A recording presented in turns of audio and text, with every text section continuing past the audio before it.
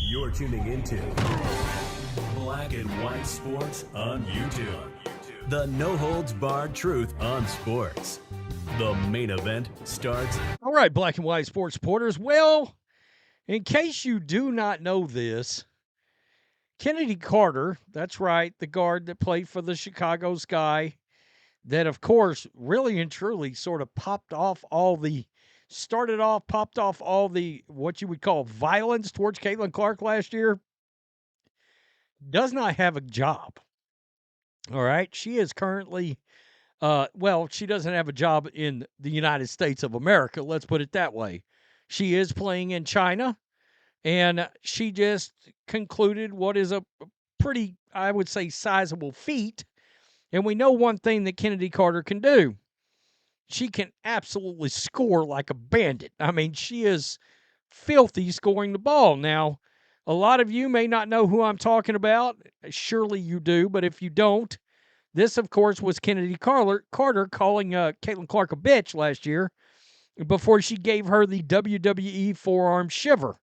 All right here, called her a bitch, boom, put her on the floor. All right, we all remember that. I mean, Lord knows, the world exploded after that. After that one move, a lot of people called it assault. It really started off the Chicago Sky versus Indiana Fever situation. I mean, at that, and of course, Angel Reese celebrated, right, coming off the bench, and they were all tight and everything. I got to wonder, why is Chennedy Carter not on the Chicago Sky anymore? Question mark. Of course, a lot of people will tell you she's had locker room problems. We all know that with various teams, and I guess including that one. But she does not have a contract right now.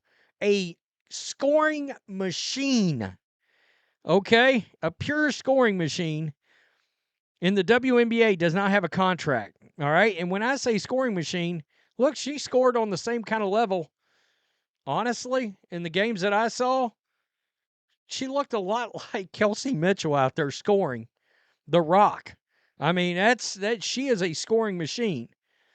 Now, in case you don't know what's going on in China with her, it is unbelievable. Chennedy Carter, WCBA regular season scoring champion and steals champ. She's scoring 32 points a game over there. With 3 steals, she's got 6 40-plus point games and 1 50-plus point game. She performed out of this world, continues to show why she's one of the best guards that there is. But yet, she still does not have a contract in the WNBA. So the question is, because of her past behavior, is she blackballed from the league? Is she blacklisted now? A lot of people would call her toxic. I mean, I would have said, well, you don't want the Indiana Fever to sign her, but they turned around and signed Brianna Turner, so, I mean, at least we know Chennedy Carter can score the lights out of the place. I mean, seriously. I mean, she supposedly wants to start, doesn't want to come in as a sixth man, so to speak, but if she can't find a job, I don't know that beggars can be choosers. But I thought about this, and I was like, what are we doing here? I mean, look, guys, you know I root for chaos. I need chaos to be signed in the league.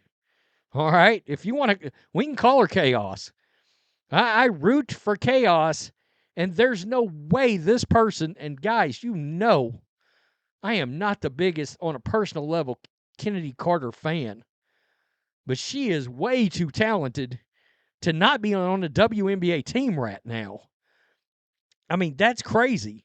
Right here, you see this. WNBA fans clamor for Chennedy Carter's return after standout performance.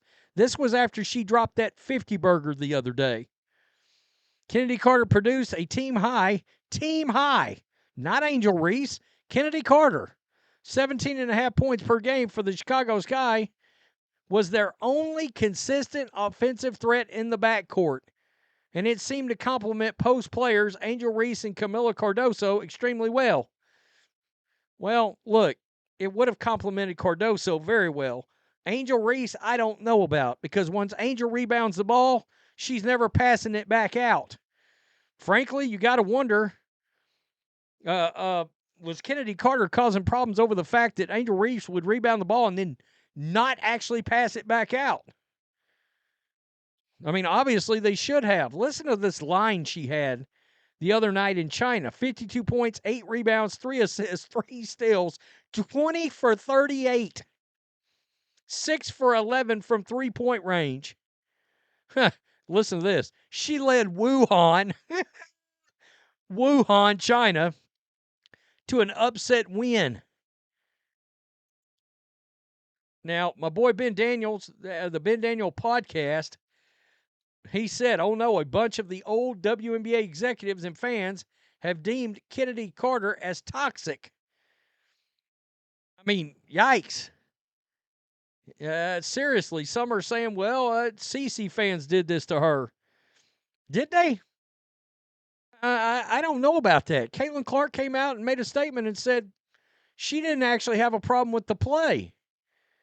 And all these people that supposedly didn't want to play with Caitlin Clark, well, that's kind of went away. So a couple of teams are being thrown out there. I've been throwing this team out there from the very beginning, the Golden State Valkyries. They badly, badly need a scorer, all right? Of course, their expansion team, they're expected to be one of the worst teams in the league. She's instant offense. Would she average 23, 24 points on this team? I don't know. Her and Kate Martin, it'd certainly be interesting. That is not necessarily a bad thing, all right? As a new franchise that has to build from scratch, winning a few high draft picks and future superstars is usually the way to go. But on the other hand, deliberately tanking is not a good strategy to establish a team as a free agent destination.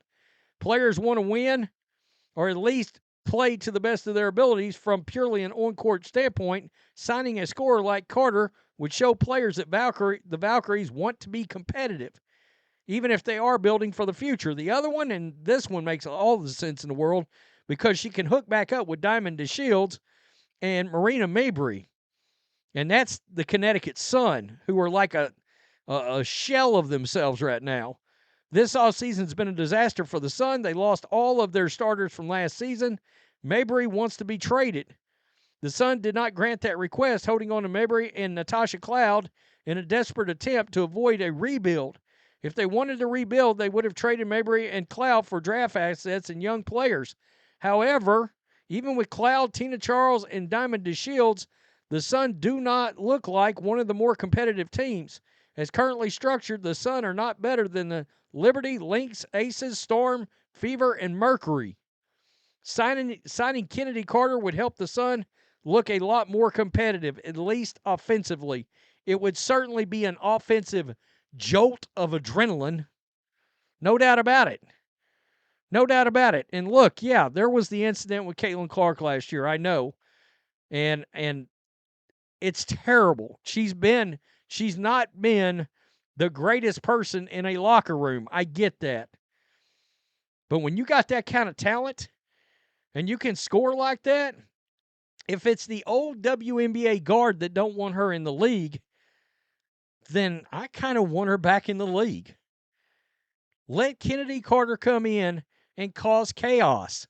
I want to see chaos. I root for chaos and I root for interesting. And let's be real, this league is not as interesting without Kennedy Carter in it.